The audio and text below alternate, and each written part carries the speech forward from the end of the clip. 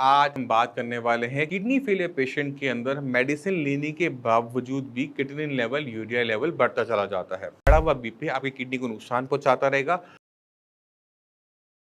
नमस्कार, मेरा नाम है डॉक्टर पुरु धवन और आज इस वीडियो में हम बात करने वाले हैं कि क्यों किडनी फेलियर पेशेंट के अंदर मेडिसिन लेने के बावजूद भी क्रिएटिनिन लेवल, यूरिया लेवल बढ़ता चला जाता है। बढ़ता हुआ creatinine level, urea level patient को बहुत ज़्यादा चिंता में डाल देता है, क्योंकि उसे पता है कि अगर लेवल इसी तरह से बढ़ता रहा तो एक दिन ज़रूर ऐसा आएगा जब मुझे डायलिसिस या फिर ट्रांसप्लांट करवाना पड़ेगा। तो आज इसी परेशानी को हम गहराई से समझने की कोशिश करते हैं कि ऐसा क्यों और किस वजह से होता है। सबसे पहले आपको ये समझना पड़ेगा कि किडनी फेलियर जितने भी पेशेंट होते हैं उनमें 80% जो कारण होता है, या तो वो बीपी होता है या फिर वो शुगर होता है। जब हमें बीपी शुगर की दिक्कत होती है तो हमारे पूरे शरीर पर उसकी वजह से बुरा इम्पैक्ट पड़ रहा होता है। किडनी भी उसमें से एक है।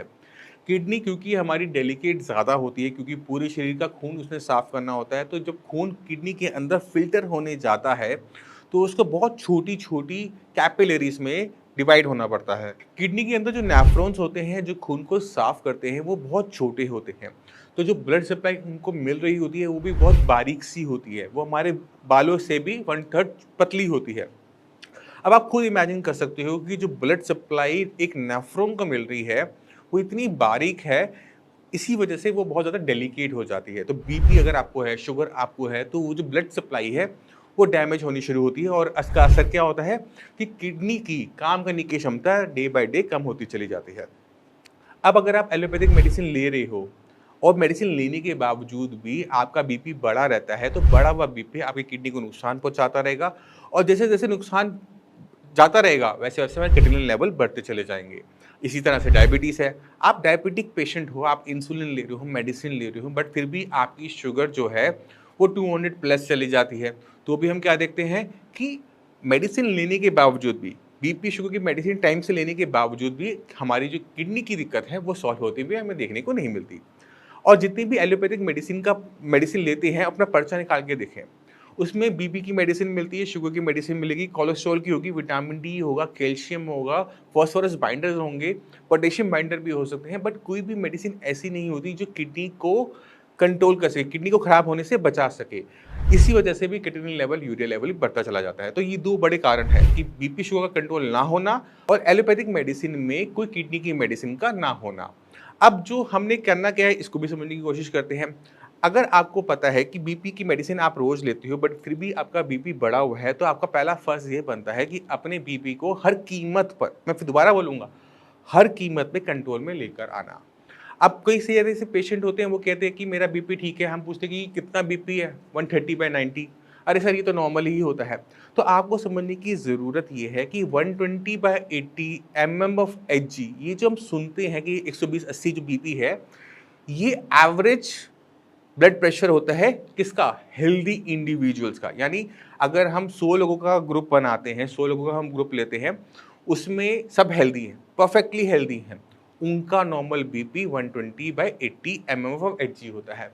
मगर जहाँ पर आप किडनी फेलियर के पेशेंट हो जाते हैं, तो आप उस ग्रुप में जा सकते हैं? नहीं जा सकते। इसलिए ये जो नॉर्मल ब्लड प्रेशर होता है, ये आप पर अप्लाई नहीं होता। आपको चाहिए कि अपना बीपी थोड़ा-सा नीचे की तरफ रखें। यानी जो नीचे डायसिस्टोलिक होता है, जो 80 आ रहा है, उसे 70-75 के आस-पास रखें। इससे फ़ायदा क्या होता है? इससे फ़ायदा ये होता है कि किडनी को और नुकसान बीपी की वजह से नहीं हो पाता, क्योंकि बीपी थोड़ा-सा लोअर साइड रहता है। इसमें आपको कोई परेशानी नहीं होती, बॉडी आराम से काम कर रही होती, कोई चक्कर नहीं आते, कोई कमज़ोरी पैदा नहीं होती। अब अगर हम इसको मेंटेन कर लेते हैं लंबे पीरियड में, तो एक चीज़ तो कंफर्म हो गई कि बीपी से आपकी किडनी को नुकसान आगे और नहीं पहुंचेगा। इसी तरह से डायबिटीज़ है। अगर आपकी शुगर मेडिसिन लेने के बावजूद भी खाना खाने के बाद 200, 250, 300 जा रही है, तो ये जो थोड़ी-सी शुगर आपकी बढ़ती है खाना खाने के बाद, जो कि कंट्रोल हो जाती है, मगर वो जो थोड़ी देर के लिए जो बढ़ी, वो आपकी किडनी को नुकसान पहुँचाती रहेगी। तो हमने क्या करना है? बीपी और शुगर को हर कीमत में कंट्रोल में लेकर आना है और अपनी जो नॉर्मल वैल्यूज़ होती है, उससे थोड़ा-सा नीचे। अब शुगर के बारे में और बात कर लेते हैं, तो आपने कोशिश ये करनी है कि अपनी शुगर लेवल्स को आपने 180 से नीचे रखना है, चाहे आपकी फास्टिंग है, चाहे वो आपकी पीपी है, चाहे वो दिन में आप कभी भी चेक करते हैं, उसे हम रैंडम करते हैं, वो भी आपकी 180 से नीचे रहनी चाहिए। इसके लिए आपको चाहे अपनी इंसुलिन की यूनिट को 1 आधी यूनिट को बढ़ाना पड़े, चाहे आपको उसमें अपनी मेडिसिन को बढ़ाना पड़े, कोई फ़र्क नहीं पड़ता। अगर आपने अपनी किडनी बचानी है तो ये जो जड़ है बीमारी की, आपको पहले उसे कंट्रोल में हर कीमत में लेकर आना पड़ेगा। जो पेशेंट मेडिसिन लेने के बावजूद भी इसको कंट्रोल नहीं कर पाते, खाने की वजह से, मेडिसिन की जो अपग्रेडेशन है वो ना करने की वजह से, उनके अंदर क्रिएटिनिन लेवल, यूरिया लेवल बढ़ते चले जाते हैं। तो आपने पहला काम क्या करना है, इसे कंट्रोल में लेकर आना है। अगर आपसे कंट्रोल में नहीं आ रहा, मेरे पास पूरी टीम है डॉक्टर्स की, उनसे आप बात कीजिए, वो आपकी पूरी हेल्प करेंगे आपकी बीपी और शुगर को कंट्रोल करने में। अगर हमें ज़रूरत होगी तो आपकी मेडिसिन्स को, बीपी शुगर की मेडिसिन्स को बढ़ाया भी जाता है, तब तक जब तक आपकी ये लेवल्स कंट्रोल में ना आ जाए। तो ये बेसिक हो गया, ये इसको समझना मुश्किल नहीं था। अब चलते हैं थोड़े से मुश्किल टॉपिक पे। एक बार जब किडनी के अंदर या बॉडी में कहीं पर भी थोड़ा बहुत सेल्स मर जाते हैं ना, तो वो क्या करते हैं, अपने साथ वाले को भी मारते रहते हैं। इसी वजह से जितने भी सीकेडी पेशेंट्स होते हैं उन्हें कहा जाता है कि आपकी बीमारी सेल्फ प्रोग्रेसिव है, यानी अपने आप बढ़ने वाली बीमारी है। बीपी शुगर आपका ठीक भी होगा तो भी आपकी किडनी की दिक्कत आगे चलती रहती है, बढ़ती रहती है, क्योंकि अब मान लो कि मेरा पड़ोसी है, ठीक है, उसको कुछ हो गया तो उसका अच्छा बुरा मुझे भी होता है, उसको नुकसान हुआ तो मुझे भी थोड़ा बहुत नुकसान होना शुरू होता है। जब उसका नुकसान मेरे तक गया तो आगे जाना शुरू होता है, क्योंकि क्या होता है, सेल्स आपस में चिपक के बैठे हुए होते हैं। तो आप डायग्राम पे देखिए, ये जो सेल्स है आपस में एक साथ लगे हुए हैं ना, ईंटों की तरह आपस में लगे हुए हैं। अब यहाँ पर ब्लड जो सप्लाई है वो दूर होती है। अब ब्लड सप्लाई में जो खाना आ रहा है, ऑक्सीजन आ रहा है, नीचे तक, दूर तक, सेल्स तक वो कैसे जाता है, कभी आपने सोचा है? आपने कभी सोचा नहीं होगा। मैं आपको थोड़ा सा एग्जांपल देता हूँ। जो सेल्स ब्लड सप्लाई के पास है वो तो डायरेक्टली ले लेते हैं। जो सेल दूर हैं उनमें क्या होता है कि जो पास वाला सेल है वो आगे वाले सेल को पास करता रहता है। जैसे हम गेम खेलते थे पास में पास, वैसे ही पास में पास सेल्स के बीच में चलता है, खाने का भी और वेस्ट मटेरियल का भी। वेस्ट मटेरियल भी है वो वहाँ से लेके ब्लड सप्लाई में डालेंगे और खाना वहाँ से लेकर वो आगे पास करते हुए सारे सेल्स को डिस्ट्रीब्यूट करेंगे। अब आप ये सोचो कि अगर बीच के रास्ते में कहीं पर एक सेल का, एक जो सेल्स है वो डैमेज हो जाए तो क्या होगा कि ये जो जो फूड सप्लाई चेन है वो डिस्टर्ब हो जाएगी। फूड सप्लाई चेन डिस्टर्ब हो गई, ऑक्सीजन की सप्लाई डिस्टर्ब हो गई, इसी वजह से वहाँ के सेल्स भी वीक होना शुरू होते हैं और हमें रिजल्ट क्या देखने को मिलता है कि बीमारी आगे बढ़ना शुरू हो गई। तो हमारा फर्ज क्या बनता है ऐसे केसेस के अंदर, हमारा फर्ज बनता है कि अब हमें पता है कि हमारे जो सेल्स है वो मर रहे हैं किसकी वजह से, ऑक्सीजन प्रॉपर ना मिलने की वजह से, फूड सप्लाई चेन प्रॉपर ना होने की वजह से। हमने इन बॉडी में एक्स्ट्रा फूड और न्यूट्रिशन को डालना होता है जिससे ये जो डेफिशिएंसी बन रही है वो कम हो सके। उससे क्या होता है कि बीमारी रिटार्ड कर जाती है, वो आगे बढ़ना बंद कर देती है। और हमें क्या रिजल्ट देखने को मिलता है कि अगर क्रिएटिनिन लेवल आपका 4 है तो वो 4 पे लंबे टाइम टिका रहता है, मगर ये खाना बंद करने से नहीं होता। क्योंकि जितने भी पेशेंट आते हैं उनमें 50% पेशेंट क्या गलती कर रहे होते हैं कि वो क्रिएटिनिन डाउन करने के लिए खाना पीना छोड़ देते हैं, या तोरी टिंडा उबाल के ले रहे होते हैं, या फिर पूरी फ्रूट डाइट पर होते हैं क्योंकि किसी नेचुरोपैथिस्ट ने कह दिया कि आपने सिर्फ फ्रूट डाइट पे रहना है। ये सबसे बड़ी गलतियों में से साबित होता है। क्यों? क्योंकि बॉडी के अंदर प्रोटीन नहीं जा रहा होता। अब बॉडी जो हमारी पूरी बनी हुई है, जो भी आप देख रहे हो, नाखून देख रहे हो, आंख देख रहे हो, बाल देख रहे हो, ये सब कुछ प्रोटीन का ही बना हुआ है।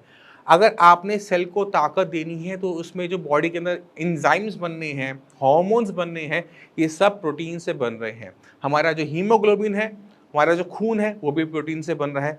तो अगर किसी भी रीज़न से कोई भी फिजिशियन किसी भी पेशेंट का, सीकेडी पेशेंट का खाना बंद करवा देता है, या खाना इतना कम करवा देता है कि वो बॉडी के सर्वाइवल के लिए लायक नहीं है, तो बॉडी में डेफिशिएंसीज पैदा होनी शुरू हो जाती है। तो सबसे पहली कमी आपको क्या देखने को मिलेगी कि आपके पैरों में सूजन आनी शुरू हो गई, पानी भरना शुरू हो गया।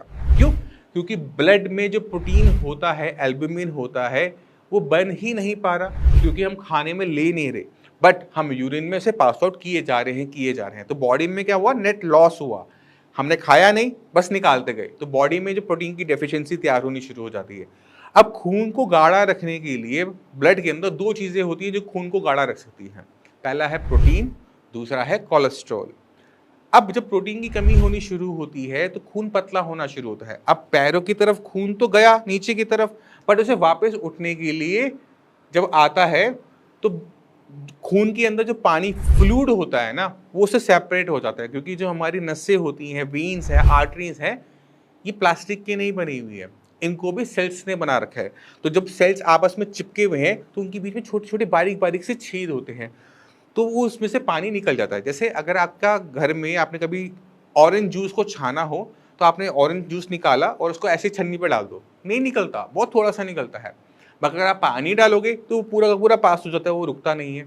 तो जो गाढ़ापन होता है ब्लड का, वो बहुत ज़रूरी होता है कि वो पानी सेपरेट आउट ना हो, जो फ्लूइड है वो सेपरेट आउट बॉडी में से अलग-अलग ना हो और extracellular fluid, extracellular spaces में फ्लूइड ना भरे।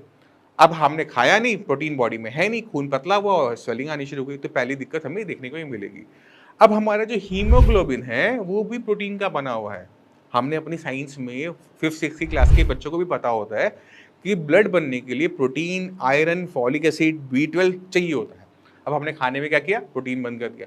तो हम क्या देखते हैं कि खून की कमी बहुत तेज़ी से आनी शुरू हो जाती है। खून की कमी हर किडनी फेलियर पेशेंट में होती है। पर जो पेशेंट खाना पूरा बंद कर देते हैं, ये बहुत ज़्यादा टाइट कर देते हैं, उनमें वो बहुत ज़्यादा देखने को मिलती है। ऐसे पेशेंट को हम जितने मर्जी इंजेक्शंस लगवा लें, उनका ब्लड नहीं बनता। उनको जब तक हम खाने पे नहीं डालते, तब तक उनका ब्लड नहीं बनता। तो ये हमने कभी भी नहीं करना कि अपना खाना-पीना बहुत टाइट कर लेना है, क्योंकि इससे कॉम्प्लिकेशंस और बढ़ रही है ना, स्वेलिंग आ गई, खून नहीं बढ़ रहा और क्रिएटिनिन।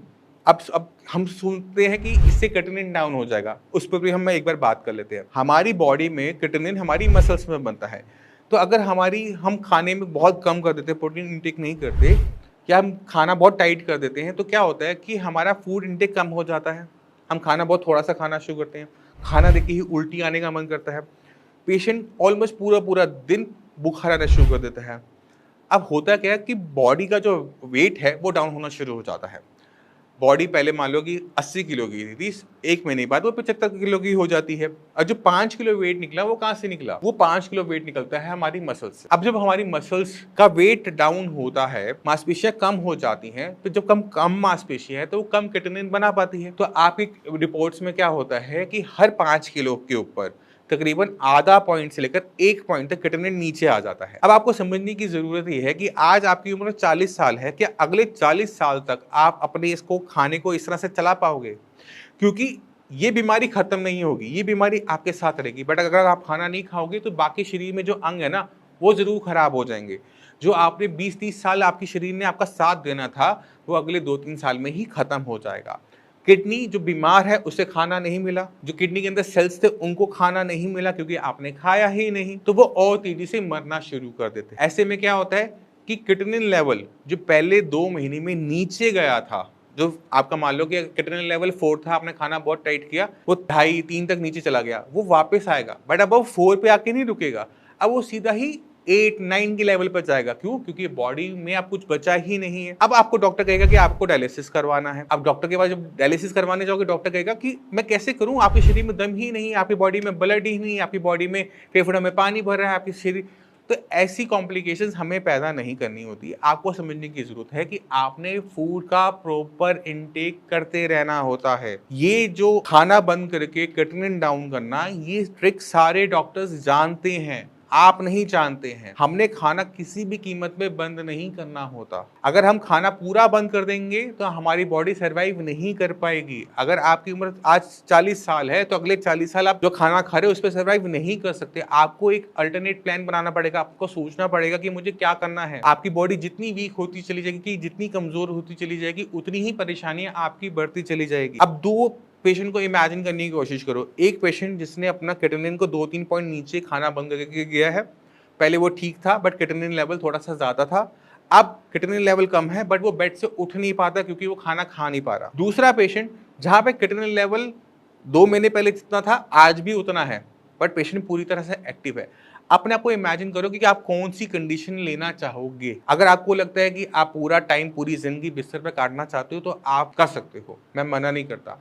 मगर अच्छा पेशेंट क्या करता है? अच्छा पेशेंट को समझ में आ जाता है कि ये जो परेशानी मेरी है, ये मेरी पूरी ज़िंदगी चलनी है, मेरी बंद नहीं होनी। अगर मैं खाना बंद करूँगा, तो मेरे ऑर्गन्स और भी खराब होंगे, बॉडी में वीकनेस जनरेट होगी और कॉम्प्लिकेशंस पैदा होंगी, जो मुझे नहीं चाहिए। किडनी अगर पूरी भी खराब हो जाए ना, तो भी आपके पास अल्टरनेट वेज होते हैं, डायलिसिस है, ट्रांसप्लांट है, और मैं कभी इसके लिए मना नहीं करता। मगर आपको समझने की ज़रूरत है, अगर आप अपनी बॉडी को इतना वीक कर लोगे कि ट्रांसप्लांट का ऑप्शन बंद, डायलिसिस का ऑप्शन बंद, तो डॉक्टर्स के पास ऑप्शन क्या बचेगा? आपके पास क्या ऑप्शन बचेगा? कोई भी नहीं। तो खाना खाना इसलिए किडनी फेलियर पेशेंट में बहुत ज़्यादा ज़रूरी हो जाता है। तो मैं उम्मीद करता हूँ इस वीडियो से आप 2 बड़ी बातें समझ गए। पहला, दवाई लेते रहने के बावजूद भी क्रिएटिनिन लेवल क्यों बढ़ता है और खाना बंद करने के से किस तरह से क्रिएटिनिन आपका पहले गिरता है और फिर वो बढ़ता है, और इसमें बहुत टाइम नहीं लगता, सिर्फ 2-3 महीने में ये चीज़ें दिखनी शुरू हो जाती हैं। तो वापस घूम के अपने पुराने टॉपिक पे चलते हैं जिसमें हम बात कर रहे थे कि मेडिसिन लेने के बावजूद क्यों क्रिएटिनिन लेवल बढ़ता चला जाता है। तो हमने ये तो बात कर ली कि मेडिसिन लेने के बावजूद क्यों लेवल बढ़ता चला जाता है, क्योंकि बीपी शुगर कंट्रोल में नहीं होते। अगर हम इसे कंट्रोल में कर लें तो हमने आगे क्या रास्ता बनाना होता है। तो आपने अपनी किडनी को समझ लिया, काफ़ी हद तक आपको क्लियर हो गया होगा। तो हमने किडनी को अब ताकत देनी है, ढंग से खाना खाना है, तो उसको प्रॉपर न्यूट्रिशन मिलता रहेगा। उसके बाद हमने क्या करना है, तो मैं उम्मीद करता हूँ इस वीडियो से आप 2 बड़ी चीज़ें समझ गए कि मेडिसिन लेने के बावजूद भी क्यों किडनी फेलियर पेशेंट में क्रिएटिनिन लेवल बढ़ते चले जाते हैं। इसको कैसे डाउन किया जाए, इसको हम नेक्स्ट वीडियो के अंदर डिस्कस करेंगे। दूसरी चीज़, खाना बंद नहीं करना, खाना बंद करते हो तो कॉम्प्लिकेशंस बढ़ती हैं। जिन पेशेंट ने खाना बंद कर अपने क्रिएटिनिन लेवल को डाउन किया भी है महीने 2 महीने, उनके लेवल वापस बढ़कर आते हैं, बट अब साथ में और दिक्कतें लेकर भी आते हैं। इसको भी आपने समझ लिया कि क्यों ऐसा होता है। फिर भी माइंड में कोई भी डाउट हो, कुछ भी पूछना चाहते हो, तो डॉक्टर्स अवेलेबल हैं, उनसे आप बात कर सकते हैं, उनसे पूछ सकते हैं, उनसे आप सलाह-मशवरा ले सकते हैं और आपकी वो पूरी हेल्प करेंगे। इसी के साथ मैं आपसे वैसे चलने की आज्ञा चाहूँगा। मिलते हैं अगली वीडियो में, तब तक के लिए नमस्कार।